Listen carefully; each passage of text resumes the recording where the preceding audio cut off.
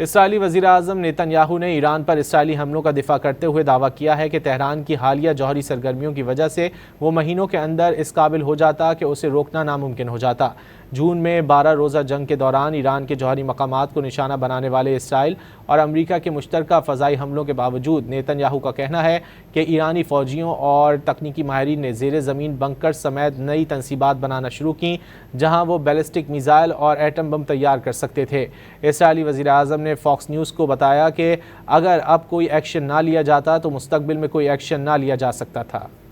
اسرائیلی وزیراعظم نیتن یاہو نے ایران پر اسرائیلی حملوں کا دفاع کرتے ہوئے دعویٰ کیا ہے کہ تہران کی حالیہ جوہری سرگرمیوں کی وجہ سے وہ مہینوں کے اندر اس قابل ہو جاتا کہ اسے روکنا ناممکن ہو جاتا۔ جون میں 12 روزہ جنگ کے دوران ایران کے جوہری مقامات کو نشانہ بنانے والے اسرائیل اور امریکہ کے مشترکہ فضائی حملوں کے باوجود نیتن یاہو کا کہنا ہے کہ ایرانی فوجیوں اور تکنیکی ماہرین نے زیر زمین بنکر سمیت نئی تنصیبات بنانا شروع کیں جہاں وہ بیلسٹک میزائل اور ایٹم بم تیار کر سکتے تھے۔ اسرائیلی وزیراعظم نے فاکس نیوز کو بتایا کہ اگر اب کوئی ایکشن نہ لیا جاتا تو مستقبل میں کوئی ایکشن نہ لیا جا سکتا تھا۔